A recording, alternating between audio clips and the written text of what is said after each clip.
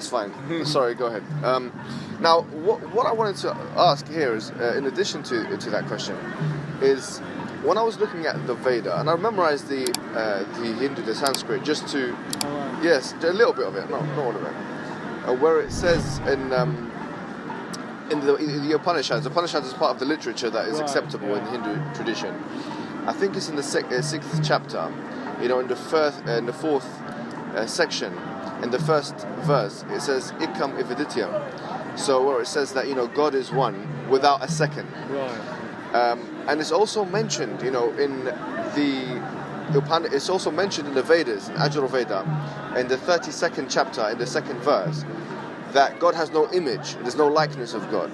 Which obviously, as a Muslim, when I approach this kind of information, it's more familiar to me because we believe in monotheism and we believe in one God and things like that.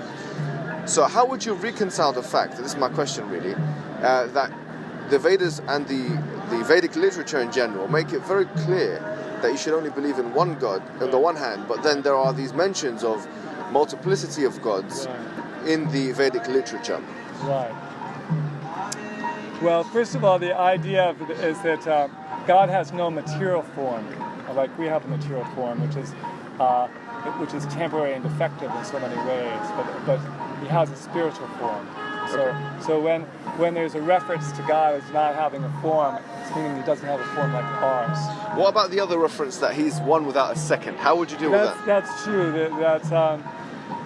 Well, although He's one without a second, that He can expand Himself into forms of equal potency, and He's still the same person. Let me tell you something that the Quran says, and I just want you to give me your opinion on it, because it's quite interesting you're saying this.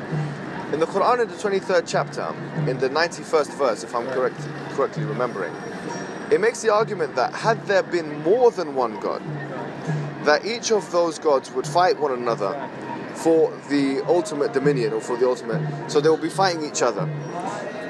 And if you think of it from a philosophical perspective, if we think of God as having one will, if you will, right?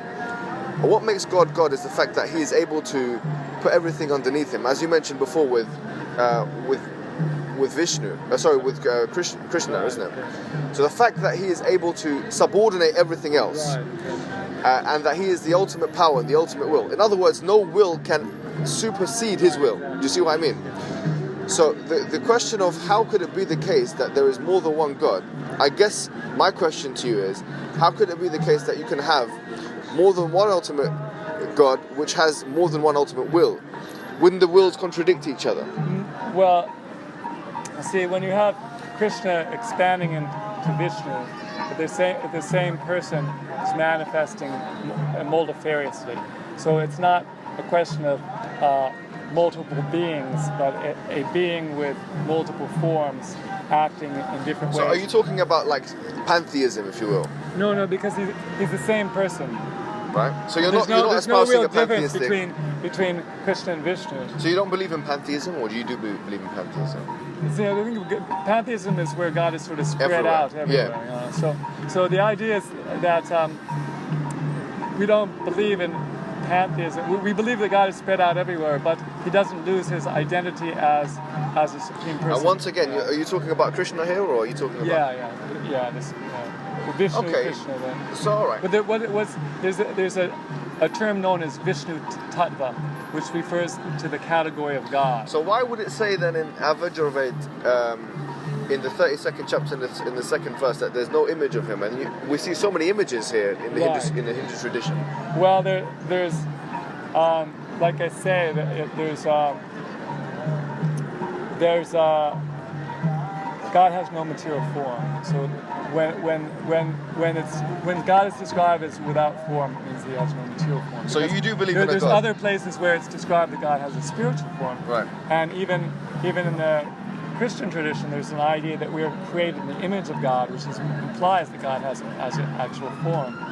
And there's actually within the Puranas, there's places where God says, you can make a model of my form out of these 8 elements, and you can worship it according to these rules, and through the medium of this form, I will reciprocate. Okay, but what we're trying to establish here is really whether or not you believe that God is one. Yeah, God is one. So you do believe in God is one? Yeah. So there's like one verse. There's one verse. This is from the Upanishads. It goes, Nityo Nityanam, Chaitana Chaitananam, Eko Bahunam Yoga Vedari Kamam. Of all eternal beings, there's one being. Of all conscious beings, there's one being, one conscious being, and that being is fulfilling all the desires of all the other beings. That's really interesting. That's very interesting. That's what so you do believe in a monotheistic entity that controls the universes, that created the universes. Yes. Would you say that?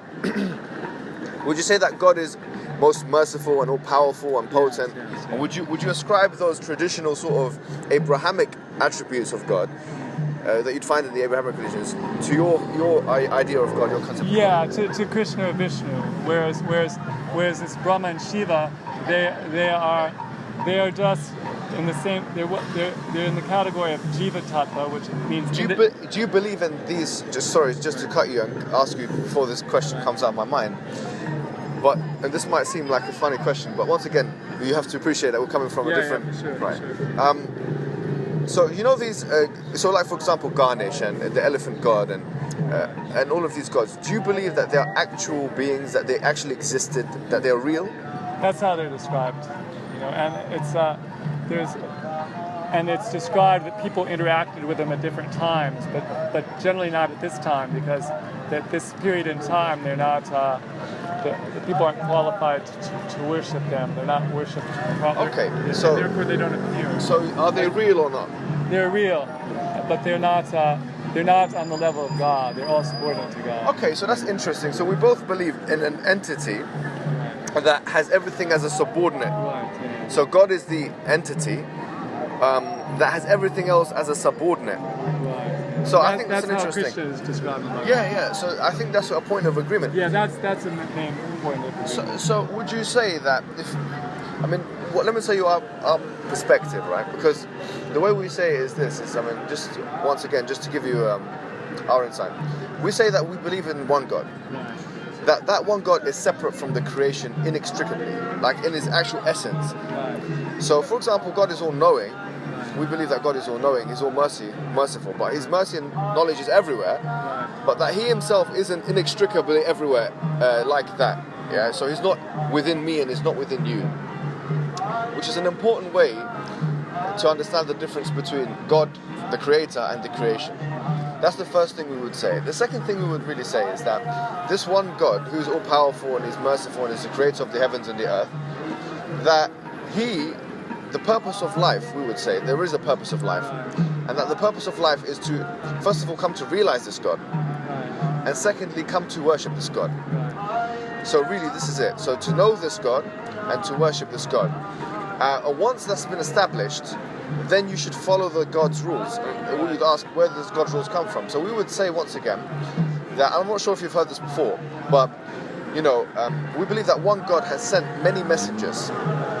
So say Adam is a prophet, or Noah is a messenger, and from all of these individuals had one primary message and one primary really command for the people, which was to worship in one God and to believe in one God.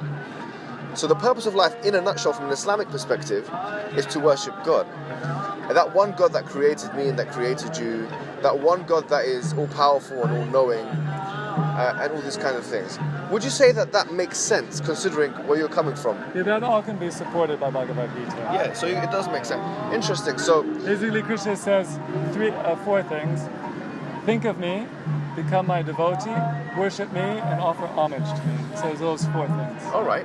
So what I don't have a problem with it, because what we say is that people have this misconception really that before Islam started with the Prophet Muhammad. Yeah. You see what I mean in the 7th century. We say Islam is a word which is actually derived from another Arabic word called istislam, which is submission. Right. So really, we believe that the way to do your purpose is to be submissive to God, to do what He wants you to do, and that He sent messengers aforetime, all of which had the same primary message. So it could very well be the case that He sent messengers and prophets to India. Because there is one weak tradition.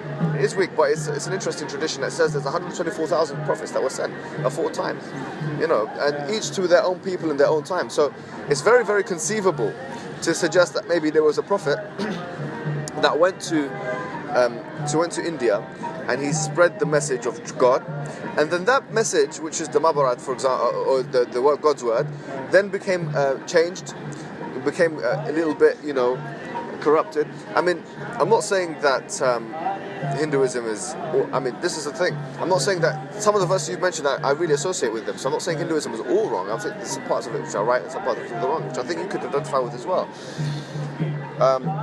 But we would say that the final messenger really is the Prophet Muhammad, and that the difference between him and all the other prophets and messengers is that he came for all people and all times, and that the book, which is the Quran, which was revealed to him, is the only book to be preserved, the only religious book in ancient religious history that has ever been preserved, and that this is a testimony to his authenticity.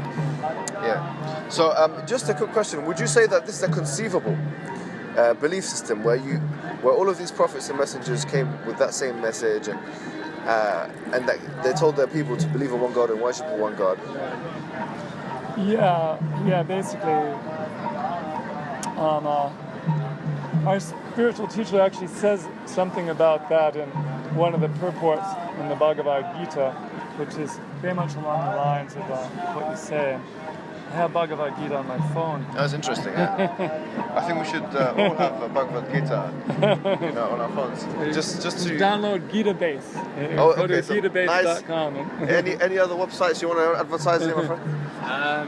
No, Gita Base is the best one. I'm not too. I don't know. Interesting. Okay, no problem. There's one called Krishna.com too. Okay.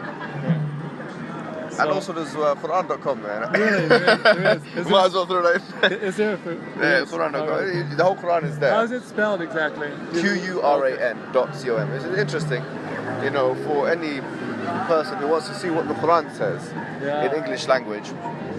You could refer to that one.